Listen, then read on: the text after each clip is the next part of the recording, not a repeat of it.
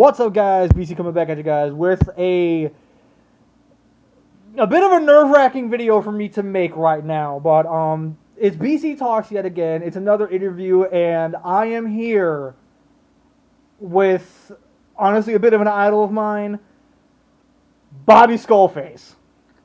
You can do a lot better than me for someone to idolize. I'm happy to be here. But yeah, just how are you doing first and foremost? I'm well. I'm well. You know, I got problems, but they're pretty good problems to have, so I have no real complaints. Hey, we're all human. We all have our days. Yeah. Anyways, so disclaimers have been spoken upon, agreements have been made, so let's get this rocking and rolling. So my very first question for you is, what was your first experience with the Transformers? I think it was my mom. I can't remember whether she got the she had. I think my first memory was a book that my mom and my dad might have got from the library, and it had like an audio cassette with it. And you listened to the audio cassette while you were looking through the book, but it didn't look quite right. Like, they didn't quite look like the toys, they didn't quite look like the cartoon, they looked like some sort of thing that was reminiscent of both, but was exact to neither. And then I saw the cartoon later on, and the toys later on, and then I was like, man, why does this shit look so strange in these books? But as a kid, you don't understand, character design and the process of it all and all that kind of stuff. But yeah, I think that was my first. It was an audio book. You played the audio, like you played the tape along with while you were supposed to be reading the book. But I just listened to them read and looked at the pictures. I think that was my first. That was that. I want to say that was my first experience. Could be wrong, but I want to say it was a long time ago now. Sheesh. Yeah, admittedly, I was not expecting that answer. I honestly wasn't. So next one, I feel like this is a dead obvious answer, but I have to ask it anyway. Are you community first or toy first? Oh, community first, for sure. It's everything to me, and my closest friends that I have now are from the community. I met my co-hosts of my podcast are from the community. Like, my kids call them uncle.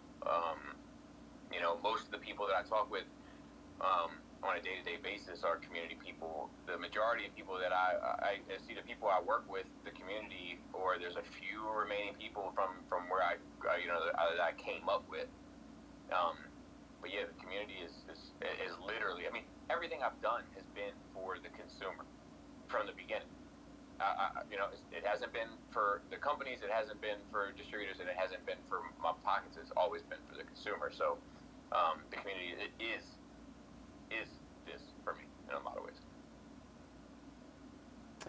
Yeah, I mean, I would definitely say I'm more or less the same way, but I do have my days where I'm like, I just want to get these toys done. Yeah. I mean, don't get me wrong. I want the toys, but even some of that has gotten a little interesting for me recently. Just because, as I've been kind of playing with displays and stuff, like, I have displays now that don't bother me that they're not finished. In terms of characters, just because they kind of look fine without. If I get the character, cool.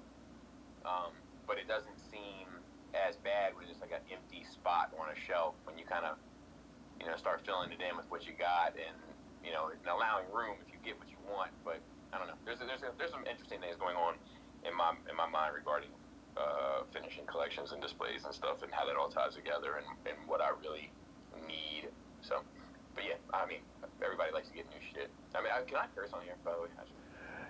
You are free to speak however you wish. I am not going to be that person to try and limit you. Okay, no. Okay. So yeah, I mean, everybody likes to get, the open a box. Everybody likes that. So, I get it, but and I do too. And I get an awful lot of stuff, and I don't mean that as a flex. Just like today, I got paint. Like, there's always something coming in, but in terms of stressing it or any of that. Like I'm kind of getting to a place where I'm putting a lot of that behind me. There's still a few glaring gaps in my collection, but for the most part, like I'm kind of getting to a place where I'm able to just enjoy it and not worry about consuming it, which is nice.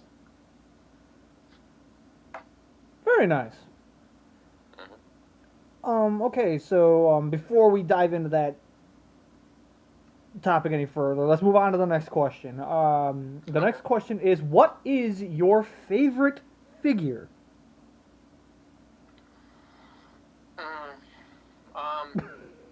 So I don't know if I have a favorite figure. I will tell you that my favorite thing in my collection is by far that Imaginarium Arts Grimlock statue.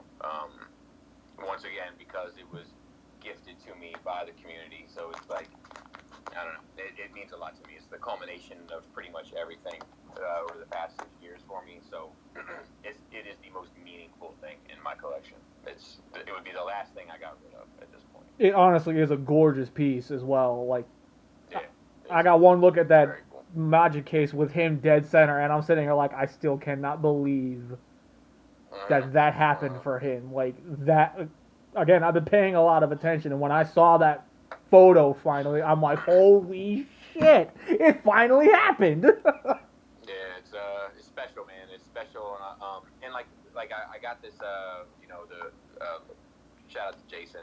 Jason brought it up to me, and I think he helped organize it with a lot of other people. I don't mean to like just single him out. There's a lot of other people, but he had brought up this little note with everybody that participated in. Like, he's supposed to give me he has a larger one coming, like a larger size of it, and like that I'm gonna frame and put on my wall, because that means just as it means just as much to me as the piece. Now, that's not to say that the people that contributed shouldn't feel like, well, we should have just given you the note. But it's the two of them together. Like, yeah, like it's gonna be framed on a wall right next to the Magic case. So it's meaningful for me. It's a very meaningful piece. Yeah, it honestly, like, I definitely would feel that sense of joy if somebody were to do that in any stature for me. I mean, my wife as a whole, when I started doing this whole, when I swapped from Hasbro to NP3P, I was kind of gritting my teeth at the idea of the Klaatu, the XTB Cosmos. And when I was putting together my TIA source the other day, she pretty much just got on her phone and she Zelled me the money needed, and she put in a little note, "Get Klaatu, you earned it." Yeah, it's a good girl, man. I don't know.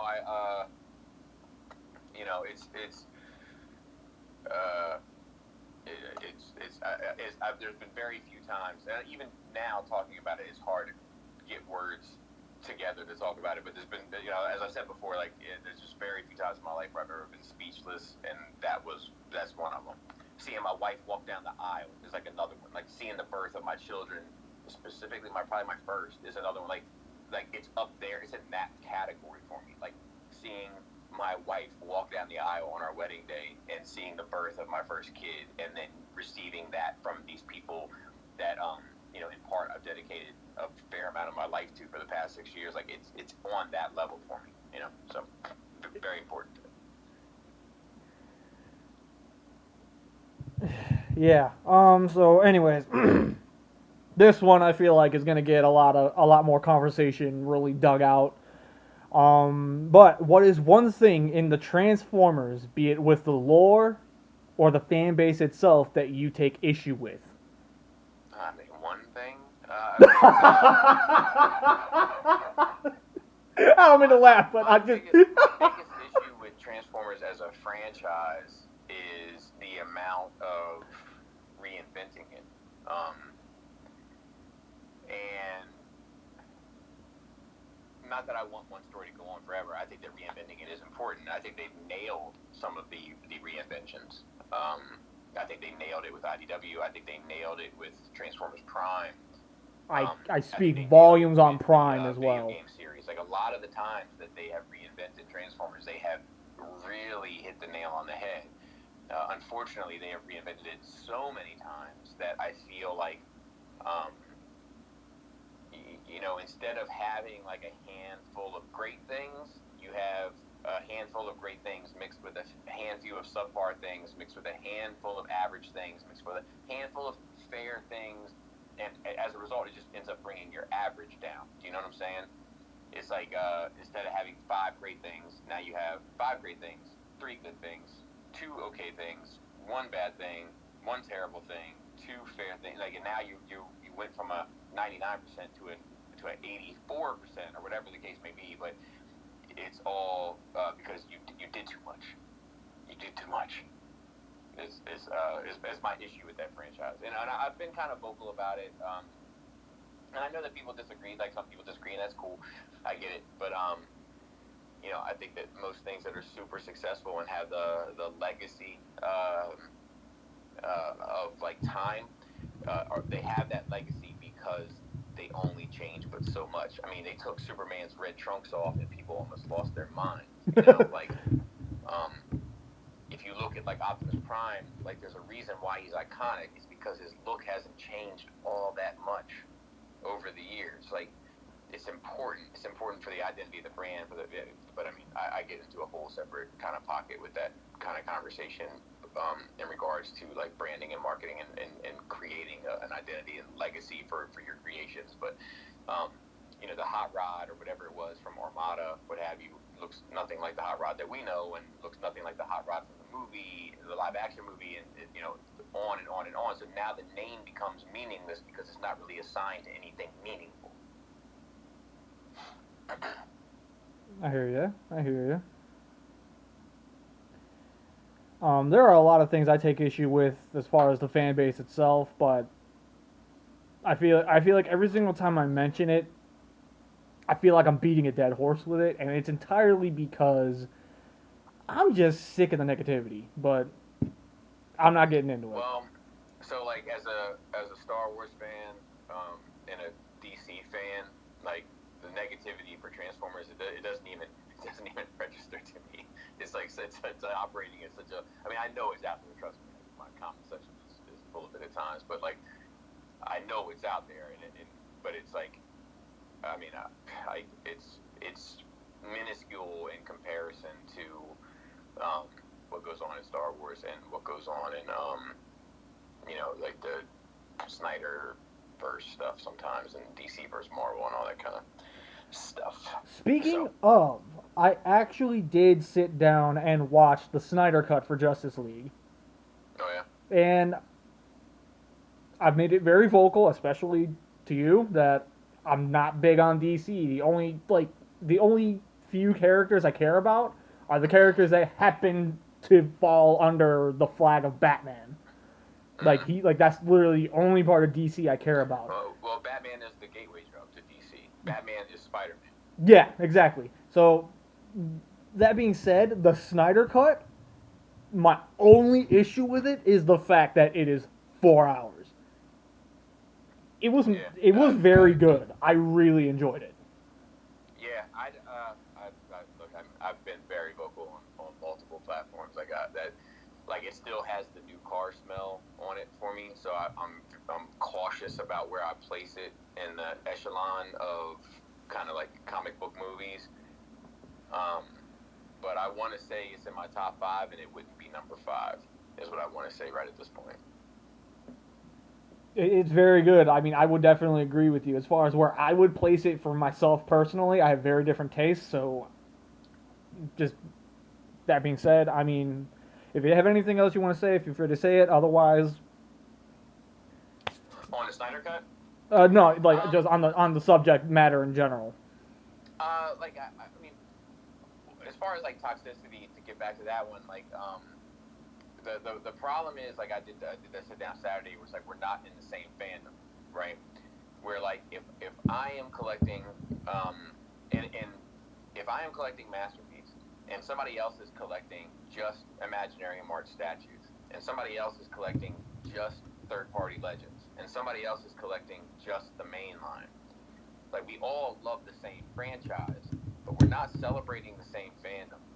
So that's what happens is like if you got to think about it, like if somebody is spending $1,400, $2,000 on a statue, right? That's their bread and butter, and somebody else is spending, $1,000 a year on Hasbro figures, or let's say $3,000 a year on third-party figures, whatever the case may be, right?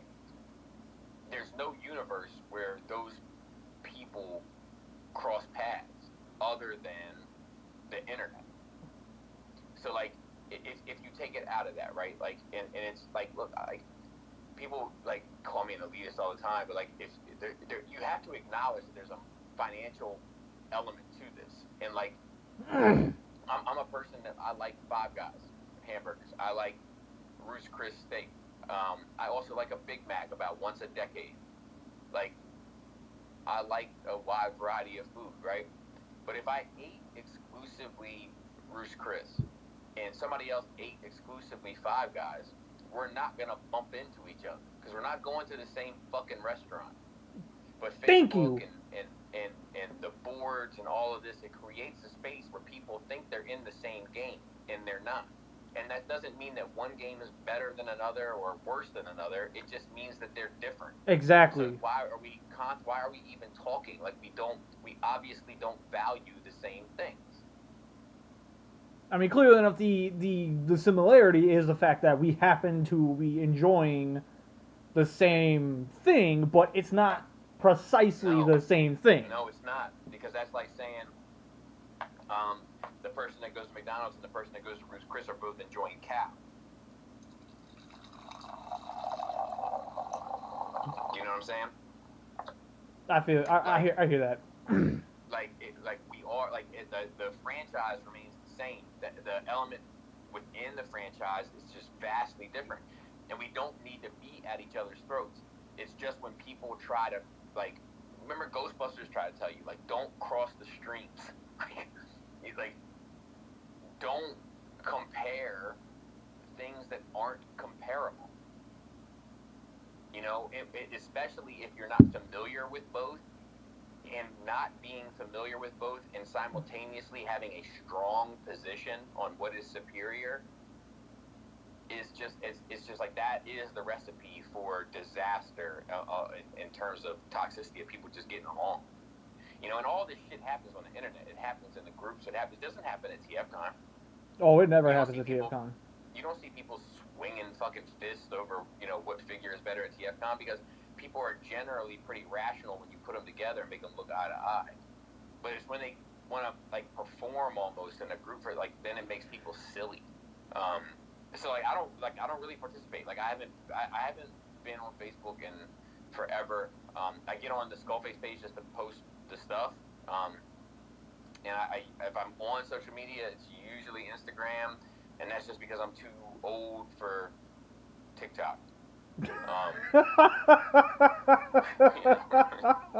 feel like I am anyway. I don't know.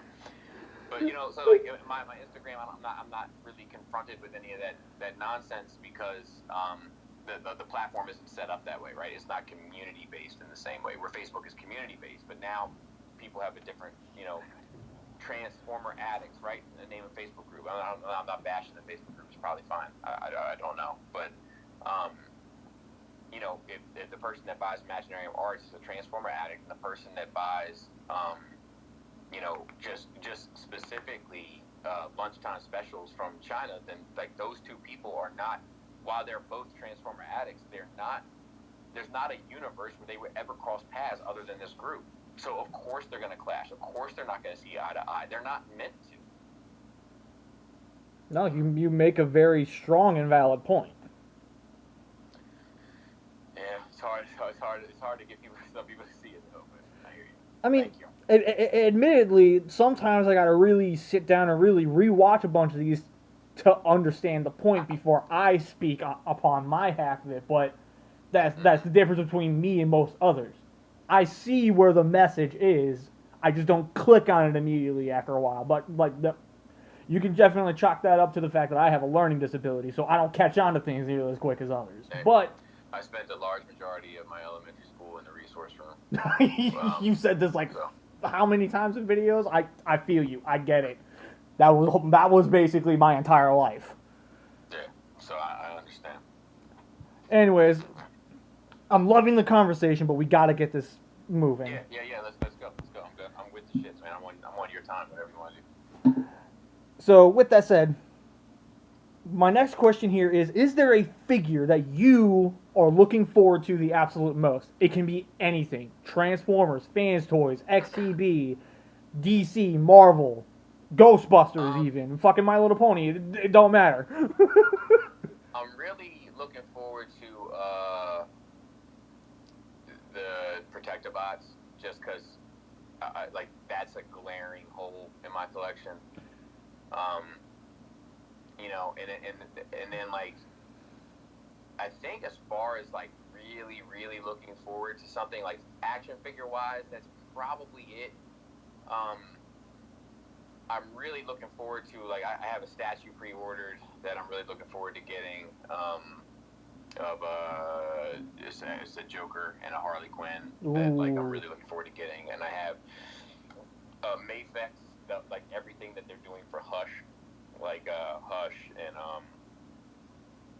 Catwoman and Joker. Like I'm really looking forward to that stuff, but it's probably like I honestly like it's probably the Protectobots just because it's like it's a glaring like after that my season 1 and 2 is done, you know, and if I like, and I don't know if I'll ever get a finished 3 and 4.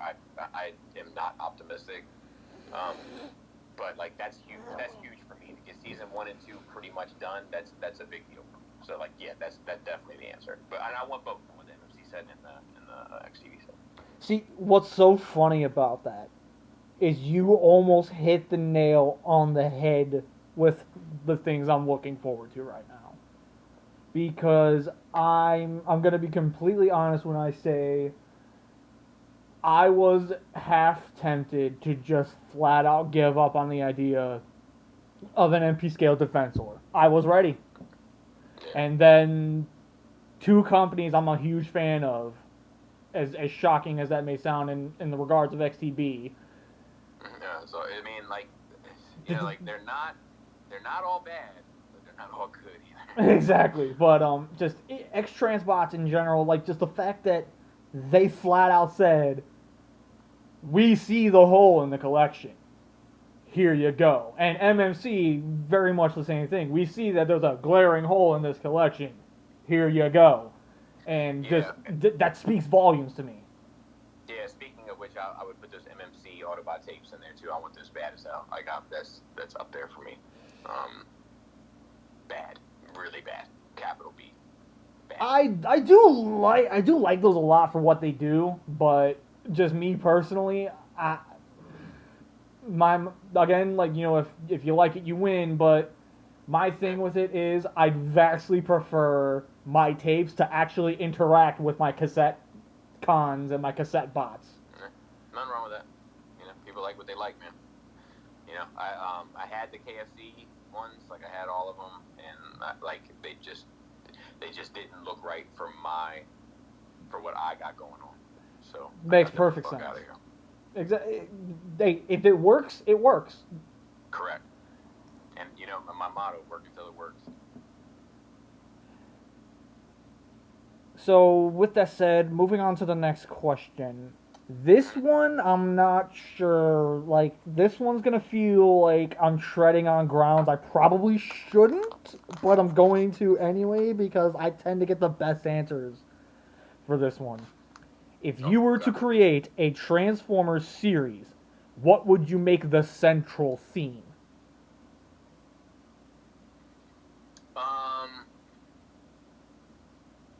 Probably the theme would be becoming how to be a leader. And it would center around Optimus Prime, and it would center around him going from Orion Pax to Optimus Prime. And it would be about leadership and what it means to be a leader and what it means to hold yourself to principles and values that you have to make look effortless to the people that you lead, but also know that you have to continue to juggle them and challenge yourself with them internally, and then all the same setting that precedent for the people that you lead into, dire circumstances. That would be my theme. It basically sounds like you would do Siege, but do it better. I would say more so like it's more in line with maybe even the video games, like the Fall of Cybertron, War for Cybertron, and a little bit of IDW, but and then a little bit of G1. But like that's the spirit to me. Those are the people that have really captured the spirit and of Transformers. They get it. All of those people get it, and those creators. And it's like Optimus Prime is supposed to be like that General Pat, like that father figure, like that. He always makes the right decisions.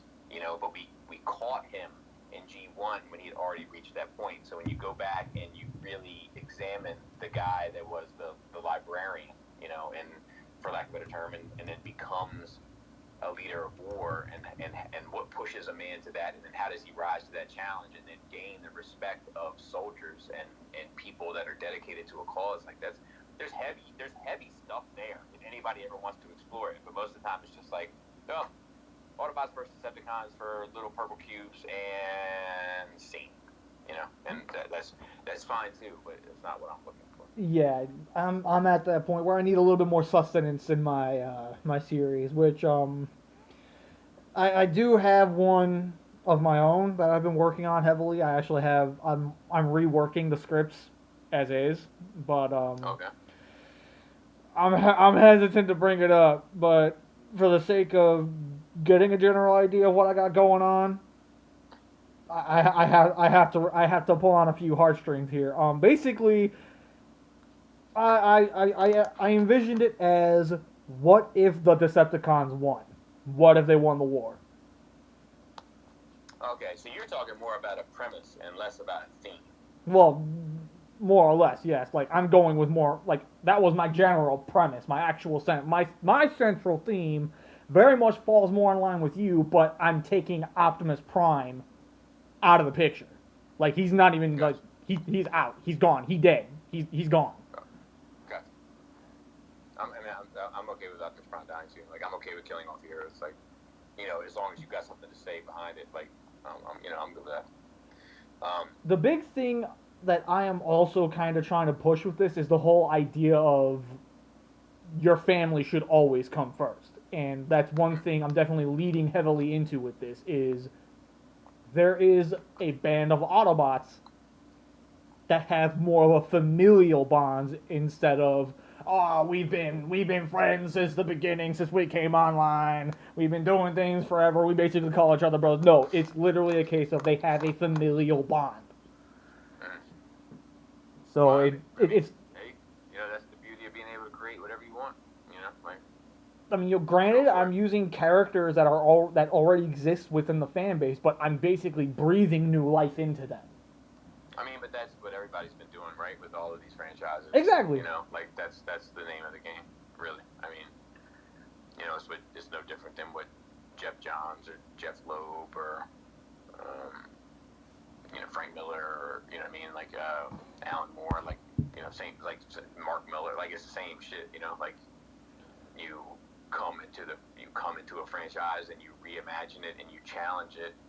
Like I'm all about that as long as you stay true to it.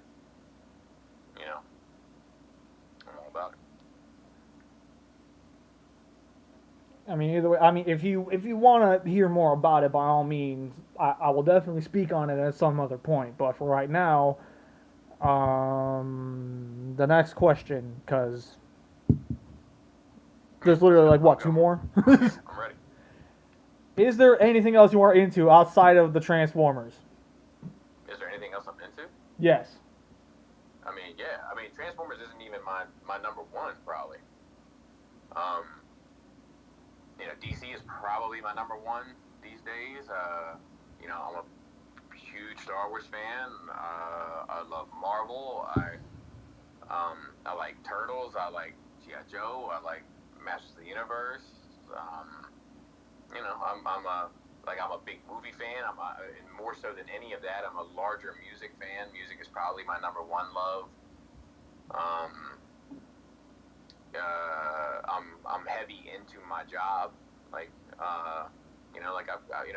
heavy into my family, of course. Like, not to make it seem like I'm tagging them on to the end, but it doesn't seem as much like a hobby, in that sense to mention it. But I like, picking my kids' brains, and I like experiencing parenthood at different stages. Like I'm into a ton of shit, man. I think the only thing I'm not into is sports. I think that's probably it.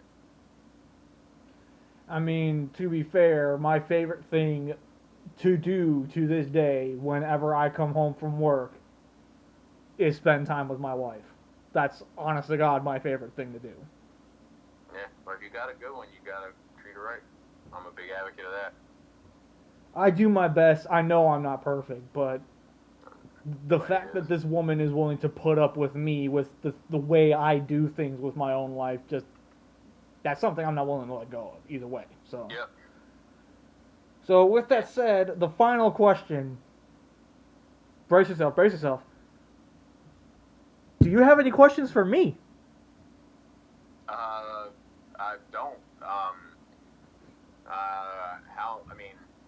How, I guess you can tell me how long you've been doing this, and how did you get into it, and why did you start interviewing people? That would be one. Okay, so that's a three-stage answer. So the first stage, how did I get into this? Like, just in general, like, how did I get into the Transformers, or how did I get into collecting? No, creating content. Creating content, okay. So how did I get into creating content? Basically, when I was just getting into my middle school years, that was when I really started to dabble with YouTube and see how, and like, I started to experiment with that world. But again, if it's not holding my interest enough, I kind of let it slip off to the side. What hooked me in and made me go, YouTube is a great place to be, naive mind, bearing in mind, because I'm super young at the time, I came across PAW's first toy reviews, the animated Deluxes and Voyagers from the first couple waves. I saw those, and something in my brain just clicked on it, where I'm like, wait, this is a thing. People talk about this stuff on the internet, and it's perfectly okay. What is going on here? Like just, it was a world that I wasn't quite familiar with at first, but the more I started to watch it, the more I'm like, maybe I could do this. And I tried out a whole bunch of different ideas, a bunch of different fun little side projects I could do. And just recently, I finally started to really hone in and focus on the things I prefer to do, which is honestly mostly just the toy reviews, the discussion talks. A new thing that I've been experimenting with, which I think is hitting it off with my own audience very well, which is Transformers from a casual's perspective. And just from the discussion stuff as a whole, the interviews slowly started to kind of trickle in to the point where I'm like, you know what? If I can see all these other guys do it and it works out perfectly, why can't I? So I gave it a shot, and it worked. As far as interviews? As far as the interviews go, yes. Because the interview thing, again, this is very much still a new thing for me. I don't have nearly as many of these up as, say, toy reviews. I have way too many of those. But yeah, I mean, it's it's interesting thing. There's and like you said, there are a couple people that do it, but I mean, interviewing is it's a skill, So I wish you the best of luck. I'll tell you, to anybody listening to this, before we started, he was like, if there's anything you don't want to answer, feel free not to. So I thought you were gonna talk about, ask me about my mom, and I thought we were gonna go deep, and just Transformer stuff, which is cool. But I mean, you gotta challenge yourself a little bit too. Like you gotta really dig in. You want to start to find out what makes people tick. I will keep that in mind. Just again, I'm big on privacy myself, so I don't like to if I'm not comfortable with people asking me that, I'm not comfortable with asking it. If people are agreeing to be interviewed, they got to be ready for a tough question. Like it's a responsibility on both ends, in my opinion. Like if I wanted to be super private, when you ask, what I mean, and it should go for anybody that you want to interview in the future. If you hit them up, you're like, hey man, I want to interview you. If they want to be super private, they should tell you. I don't do interviews. You know what I mean? Because otherwise, it's like, you got the ear of somebody, and you have the ear of your audience, and you got the time with whoever you want, and go for it, push yourself, man, challenge yourself, like stand out, like ask, ask tough questions, like get into the dirt, you know what I mean? And I bet you'll see your stuff, because that's my opinion on all of this stuff, is like the key is to stand out. The key is to be different. So if you start asking questions like, what is it that you think, can you pinpoint something in your childhood or something in like, a traumatic experience, or, did you ever feel not part of the crowd, and, get into the psychology of somebody, watch and look how your content will start to stand out, because nobody asks those questions. People ask like, who's your favorite character? You know what I mean? Or questions like, I remember when I was on Shattercast, you get questions like, if you were going to invite 3 Transformers to dinner. I'm like, dude, I'm not inviting any Transformers to dinner because they're fictional. But I mean, get out there, man. Like, you hit me up, like that takes, like, I'm not because it's me, but to hit anybody up and say, like, look, man, I want to do this. Like, that takes a little bit of balls. Like, you got to get yourself together to do that, right? Like, I've done it with people. Like, I just hit up somebody yesterday, as a matter of fact, to reach out to try to do something with. And, I don't think that person has acknowledged or even looked at my request, right? But it takes balls, because you've got to be ready for what? You got to be ready for rejection. So, in that same breath, like, like when you get a little bit more comfortable with that, then push to the next level, work until it works. Fair enough. I normally try to come up with a witty remark towards certain things. I've got nothing. It's all good, man. No problem. So. Hey, I got 20 more minutes, so it's up to you. Whatever you want to do. Okay, well, 20 more minutes. I can rock with that.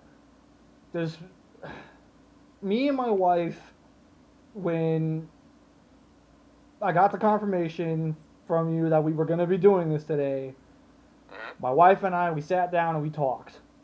Because we came to a conclusion that even she admitted the way I'm doing things with the collection, it's changed so much. Yet there's just this one thing that I kept seeing a bunch of stuff, especially from you, that being the HasLab Unicron. She continuously looked at me like, you better not be buying that. I'm like, hell no! But just... I think it's going to be pretty challenging to get a hold of now. Oh, I'm not getting it flat out, because I have access to a 3D printer. We just haven't used it yet. We're practicing with it now, but it's literally just started on the practicing point. But here's the thing. The reason why I'm bringing this up is because I have effectively decided Studio Cell is not doing it for me. HasLab Unicron definitely isn't doing it for me. And I'm tired of waiting on other companies to grow the stones to make a new Unicron. I understand why. I don't get me wrong. I completely understand why they had it. Why would they? Because, well, for one, the HasLab Unicron was a thing. So at that point, I'm like, if anybody wants to do this, they need to hold off. But just as clear up. I don't think anybody would do it. It's not. There's 2 different options. The 2 different options satisfy 2 different needs. In my opinion, one satisfies size, and one satisfies aesthetic. in terms of accuracy. I should say specifically. So like I don't know if there's another need. With that said, though, here's the thing. For my sensibilities, I'm making my own Unicron. Mm-hmm. One that's going to fit my sensibilities. But of Mm-hmm. course, I'm not just going to hold on to it and have it be like lock and key, like, no, you're mine. You're not going anywhere. I know for a fact that there are people quite like myself who just refuse to settle for the options we have. I know this for a fact. So therefore, what I'm Tell gonna you, man, do. a 3D printer is not gonna do it, buddy. Like I don't want to be the one to rain on your parade, but a 3D printer is not gonna do it. It's not at a place to do it. Now, if you want to start getting into resin printers and stuff like that, and like, like it's. You ever heard the expression "you gotta crawl before you can walk"? That expression, like you might wanna start it. You know what I mean? Start as a target master. You know what I mean? Start something to start learning the curve, and then start seeing what 3D printed stuff looks like. I have tons of 3D printed stuff. I have very talented people that have sent me 3D printed products, and they're great, and they're wonderful, and they're fucking amazing because there's passion. It's done for passion. It's done totally for that. But it's not meant to be. It's not meant to be in your collection in the same way. It's a different type of piece. So like,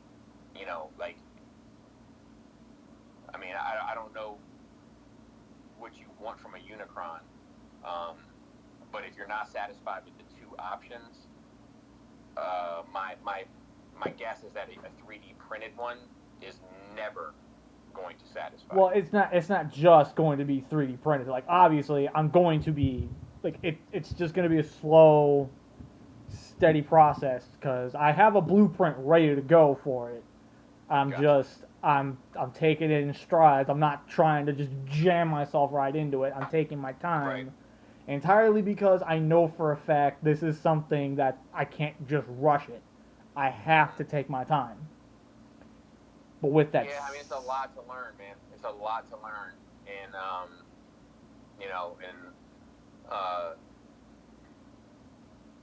you got to ask yourself, like, whatever your first piece is gonna do, like, just like I'm sure your first interview, or in your first review, in your first whatever, like, it's never going to be as good as your 20th.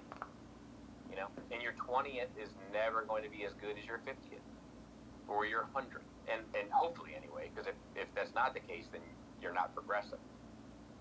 So like I would, how to eat elephant one bite at a time. Like try this, try that, hone your craft, build up towards it. Like baby steps. exactly, and like again, this was something I've been very hesitant to bring up just on social media in general because I know for a fact that this is something that's gonna ruffle a lot of feathers. But no, I don't think anybody would be bothered by it. then I don't think you're gonna ruffle any feathers. Like people are gonna it's not gonna be looked at the same way, man. It's gonna be looked at as like a fan made thing. Like if people don't champion you, then they're being silly, like. But it's not going to be looked at as like, you're not the third option. Do you know what I mean? Like, yours is going to be something different, and people should support you because it is a community, and you're throwing your hat in a ring of something. And I would, but it's not like it's going to be, do I get the Zeta, do I get the Hasbro, or do I get yours? Because like it's not going to be. It's like we talked about before. Like it's not competing in the same space. You know what I'm saying? yeah, I hear you. Yeah.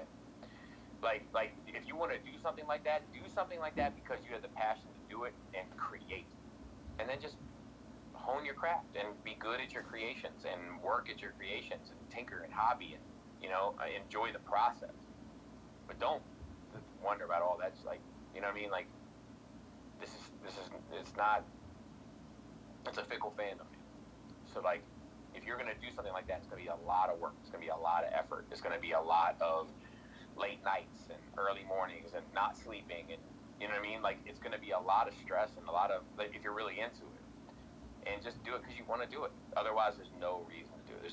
Just don't take any other thing into consideration. Just do it because you want to do it. And the same goes for the interviews and your reviews and everything else. Like just whatever you do creatively, just do it because you want to do it. And if it's real and it's authentic and if it's genuine and sincere to you, like you'll attract the audience for it, whether it be a toy or a video. Okay. All right. That's my advice. That's my handing down a little bit of advice from things that I've learned over the past 6 years. Old advice from Uncle Skullface. Yeah. Do it because you want to do it, man, and don't think about anything else. Do what makes you happy. That's it. All right. Well, I don't want to take up any more of your time. So, if there's any other questions you have, or just a few things you want to address. Let me think. Did you hear that the creator of IKEA has become the Prime Minister of Sweden? I did not. He's been spending the last 2 weeks putting together his cabinet.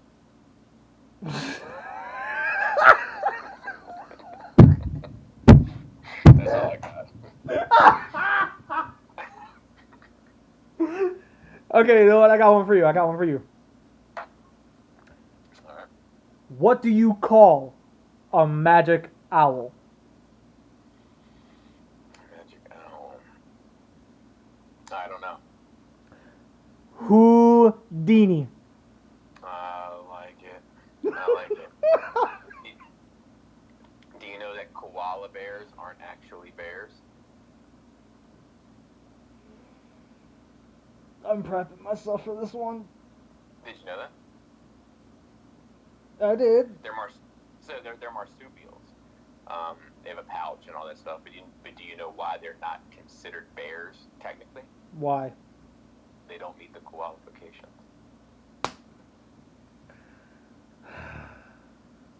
I face palmed in case you couldn't tell. Oh my god. I should have saw that coming. I should have saw that coming. I gotta give Chris Baker some credit for that one. That's his joke, but still a good one. Oh, that is really good. Alright, well, thank you very much for coming on. If you have a sign out that you want to do, go ahead and do it. No, I'm good, buddy. So with that said, thanks for listening, thanks for watching. Until next time, take care. I'm just kidding. Yeah, you do it, man. It's okay. With that said, guys, this is BC saying stay nerdy and get your geek on. I'll talk to you guys next time.